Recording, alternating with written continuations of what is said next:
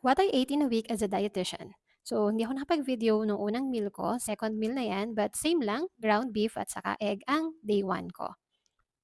Day 2 is boiled egg and ground beef ulit kasi alam nyo ba, favorite ko ito. For dinner, same lang din ulit.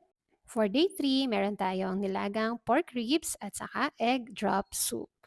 For dinner, ganun pa rin, humingi lang ako ng isang strip ng bacon kay Luella, tapos may scrambled egg lang on the side.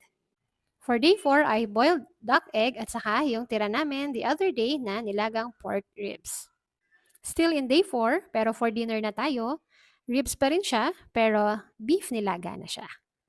Friday na, happy Valentine's Day! So we had egg drop soup at saka yung tirang beef nilaga kagabi.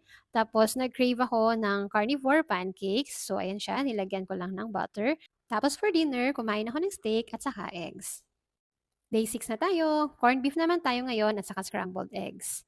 Ito yung tira mula sa beef nilaga pa rin. Ginawa lang corned beef ni Luis. Tapos sobrang nagustuhan ko yung carnivore pancake. Ayan, nag-snack ulit ako after working out. For dinner, ayan, steak ulit at saka sunny side up naman.